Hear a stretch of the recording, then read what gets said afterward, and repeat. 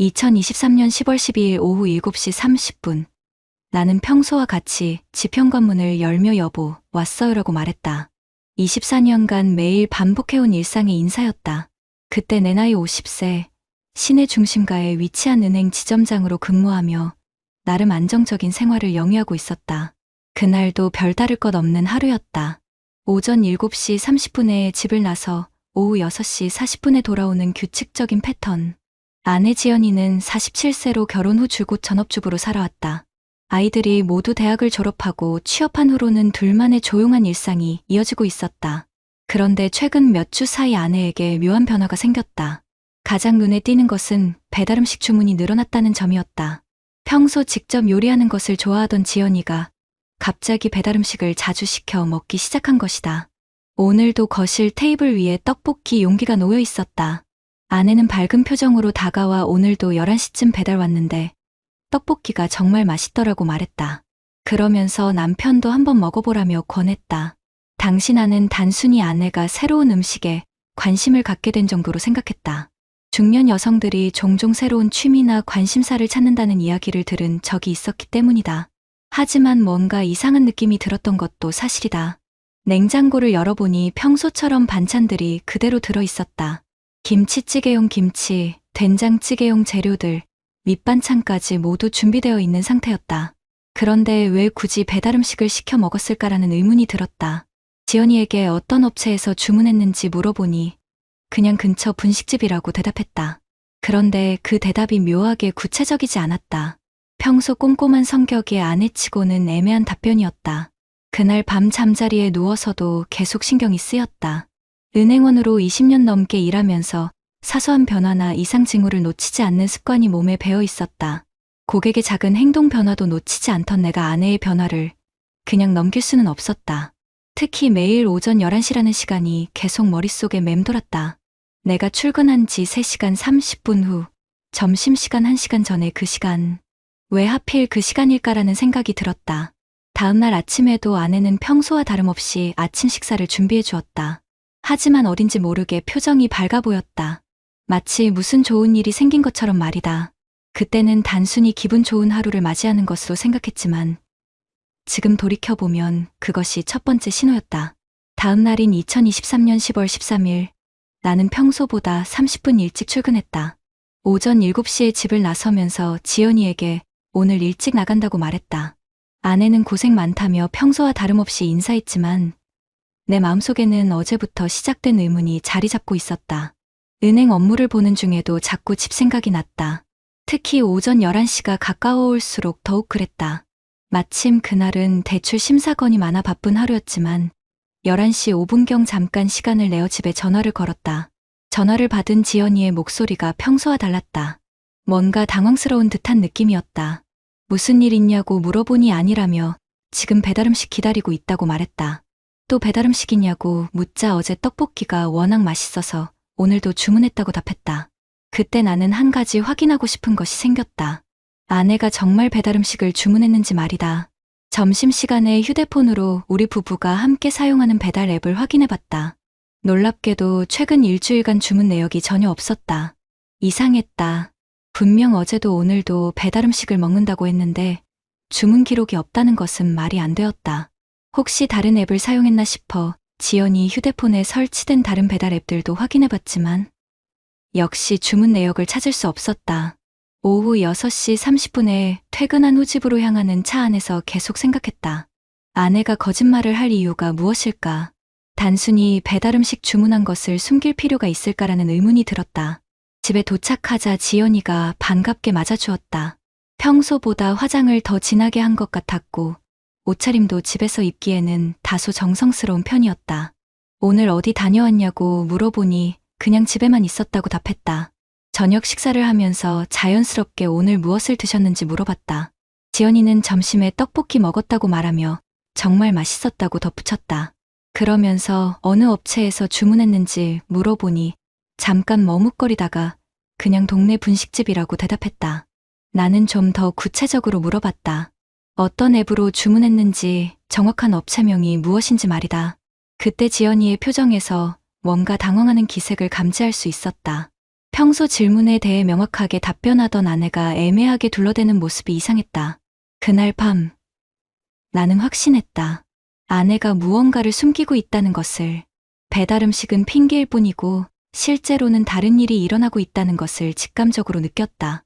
은행원으로서 수많은 사람들의 거짓말을 들어온 경험이 있었기에 지연이의 행동에서 거짓의 냄새를 맡을 수 있었다.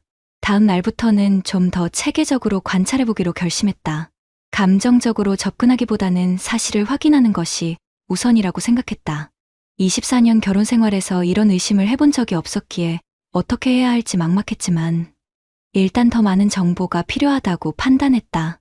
2023년 10월 16일 월요일 아침, 나는 평소보다 조금 늦게 출근하면서 아파트 관리사무소 앞을 지나게 되었다. 그때 경비실에서 나오는 김상철 씨와 마주쳤다.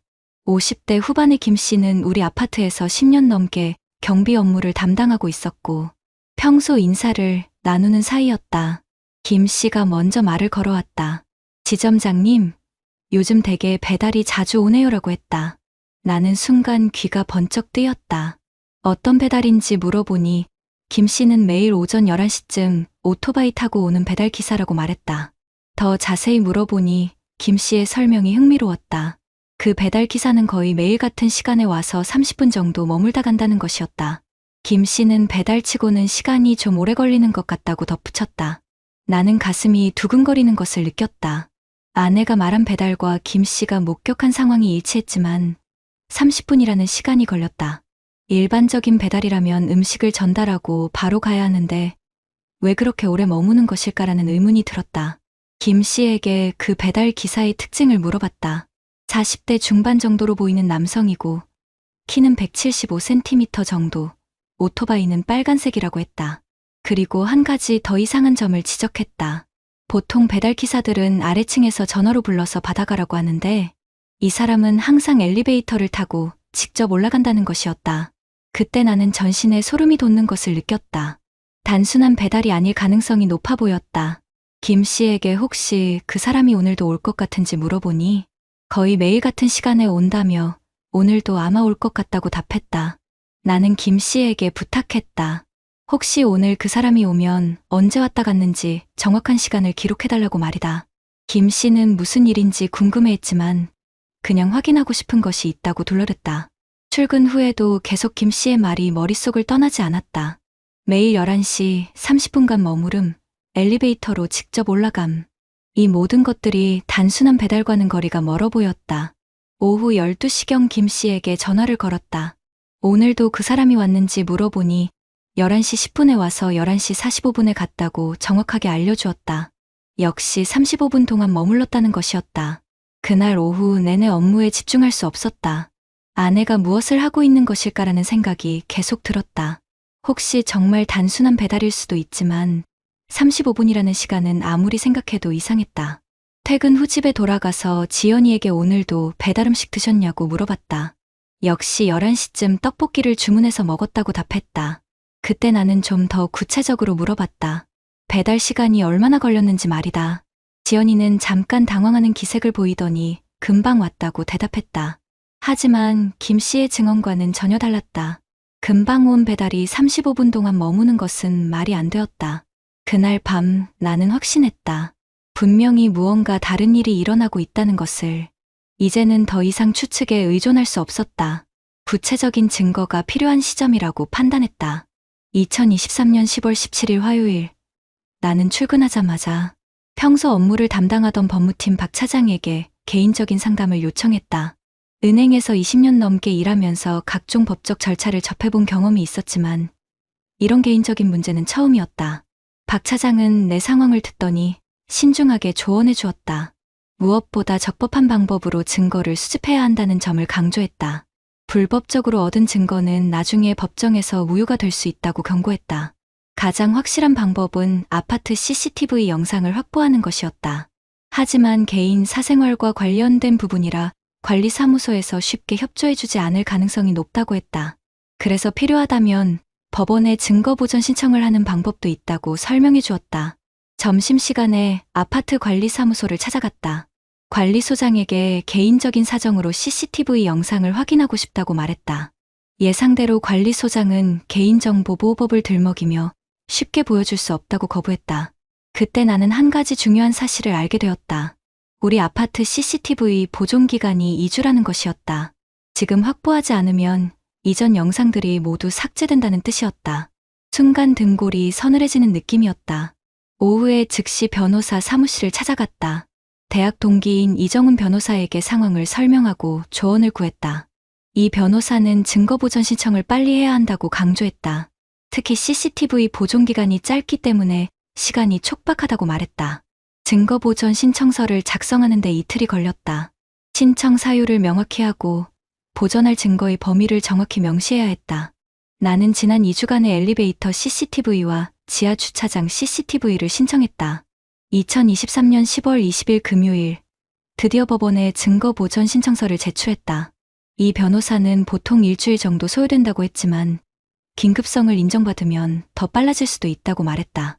그런데 다음 주 월요일에 관리사무소에서 연락이 왔다. CCTV 영상을 이번 주 금요일에 삭제 예정이라는 통보였다. 만약 증거 보전 신청이 늦어졌다면 모든 증거가 사라질 뻔했다는 것을 깨달았다. 다행히 화요일 오후에 법원에서 증거 보전 결정이 내려졌다. 관리사무소에서는 더 이상 거부할 수 없었다. 수요일 오전에 드디어 CCTV 영상을 확보할 수 있었다. 영상을 확인하는 순간 나는 심장이 멎는 듯한 충격을 받았다. 김 씨가 말한 그대로였다. 매일 오전 11시경 같은 남성이 엘리베이터를 타고 우리 층으로 올라오는 모습이 선명하게 촬영되어 있었다. 더욱 충격적인 것은 그 남성이 우리 집 현관문 앞에서 벨을 누르지 않고 바로 들어가는 모습이었다.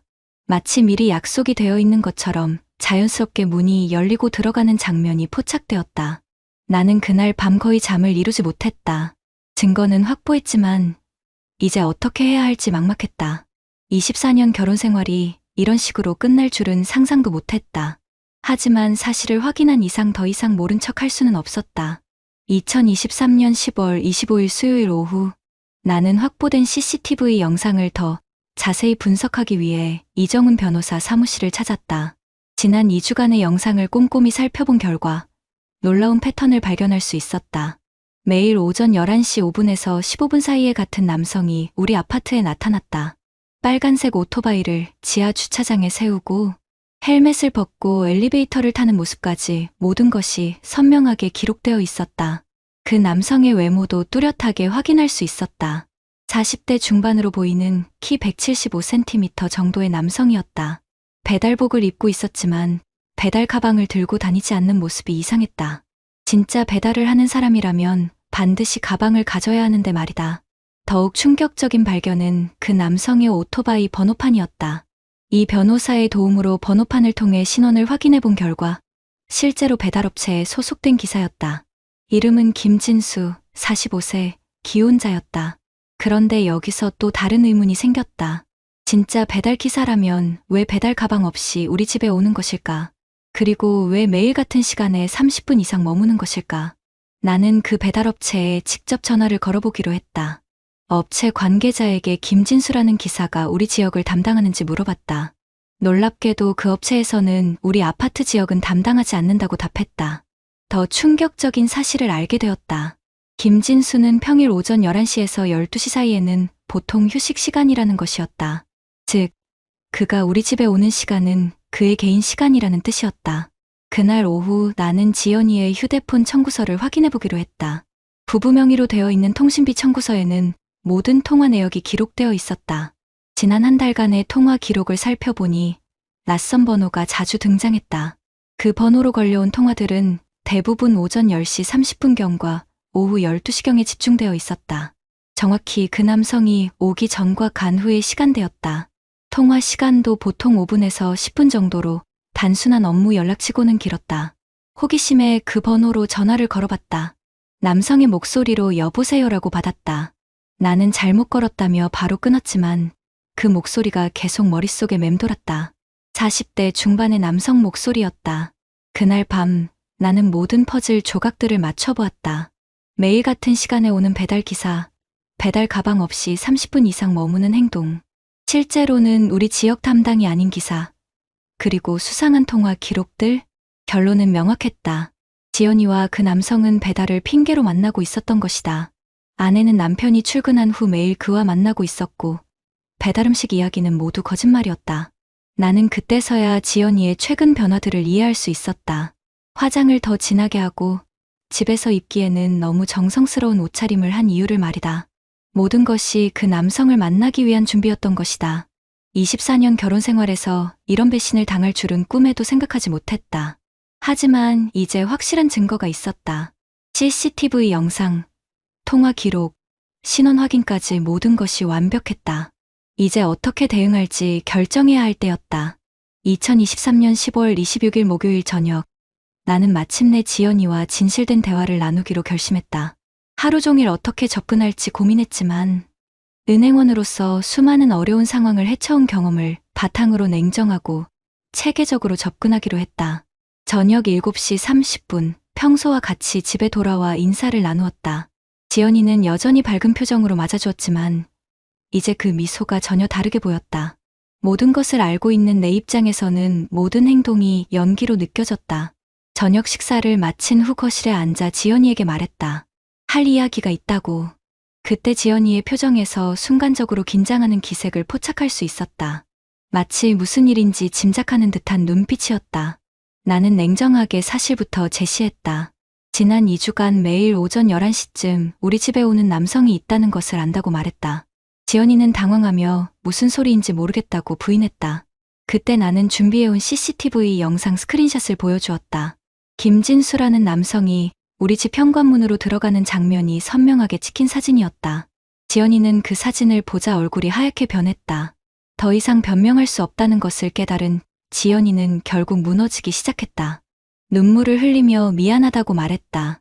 하지만 나는 감정적으로 대응하지 않았다. 오히려 더 차분하게 사실관계를 확인했다. 언제부터 만났는지, 어떻게 알게 되었는지, 어떤 관계인지 하나씩 물어봤다. 지연이는 울면서 지난 2개월 전부터 만나기 시작했다고 고백했다. 처음에는 정말 배달을 시켜 먹다가 그 기사와 이야기를 나누게 되었고, 그러다 개인적인 만남으로 발전했다고 했다. 왜 그런 일을 했는지 물어보니 지연이는 너무 외로웠다고 말했다. 아이들이 모두 독립하고 나서 집에 혼자 있는 시간이 많아졌고, 나도 은행 일로 바빠서 대화할 시간이 줄어들었다고 했다. 그런 상황에서 자신에게 관심을 보여주는 남성이 나타나자 마음이 흔들렸다고 털어놓았다. 나는 지연이의 말을 듣고 있었지만 동시에 분노가 치밀어 올랐다.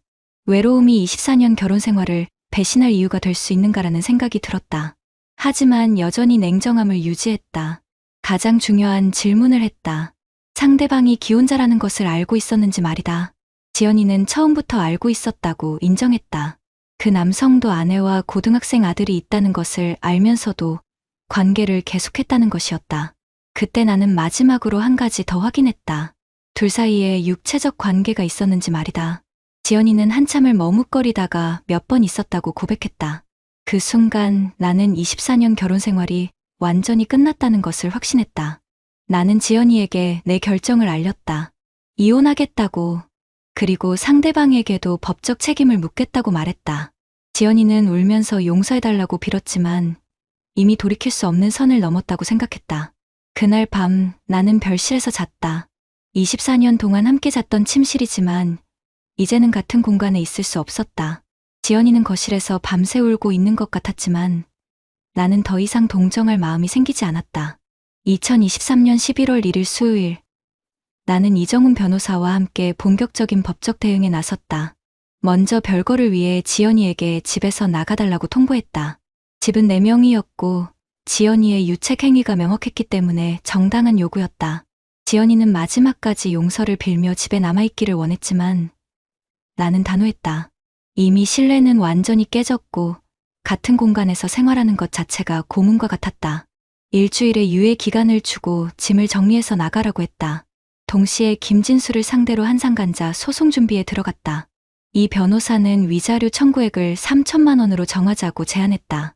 혼인 기간 24년, 상대방이 기혼자임을 알고도 불륜을 저지른 점, 그리고 내가 입은 정신적 피해를 고려할 때 적정한 수준이라고 설명했다. 가장 중요한 것은 증거였다. 다행히 CCTV 영상, 통화 기록, 신원 확인 자료 등 모든 것이 완벽하게 갖춰져 있었다. 이 변호사는 이 정도 증거라면 승소 가능성이 매우 높다고 확신했다.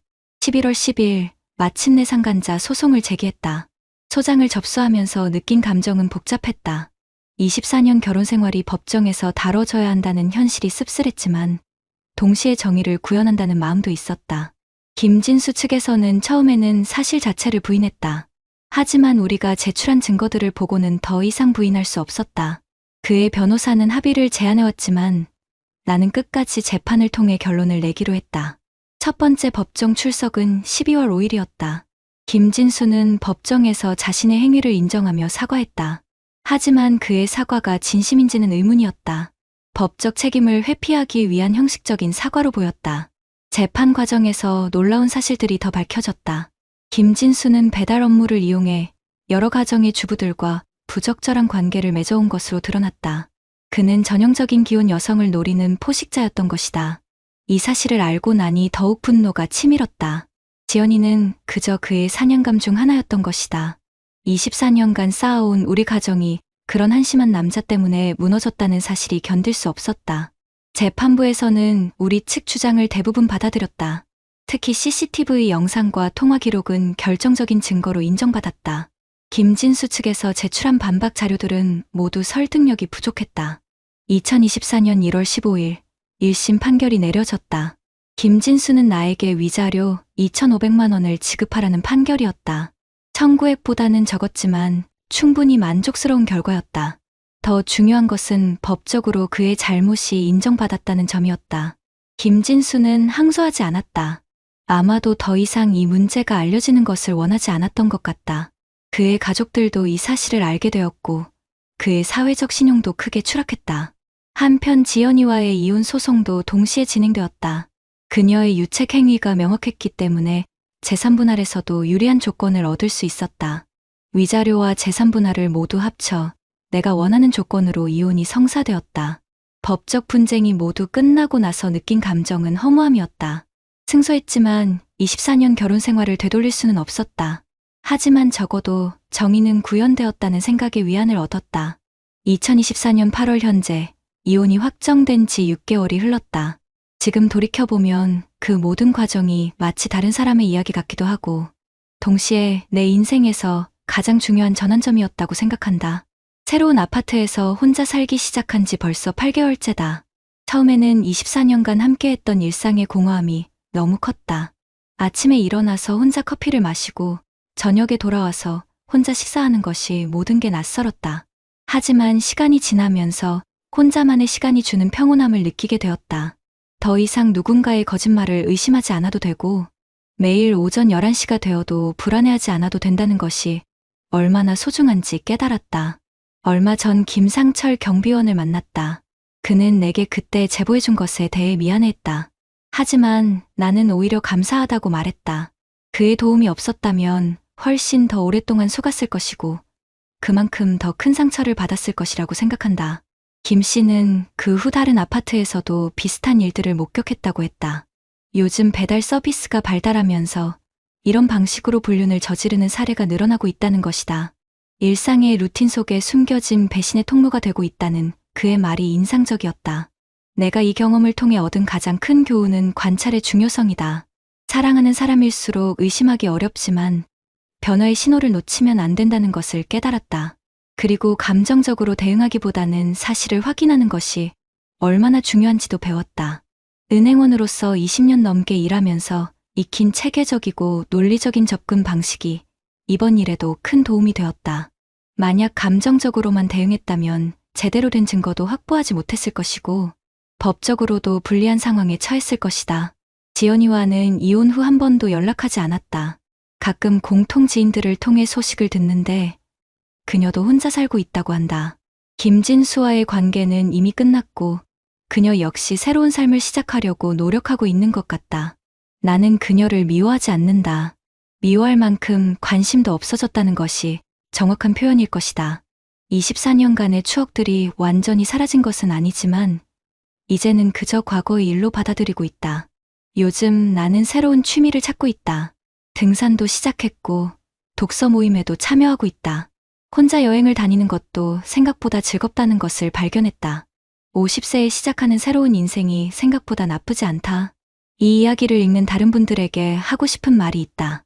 만약 배우자의 행동에 이상한 점을 발견한다면 무조건 의심하라는 것이 아니라 관찰하라는 것이다.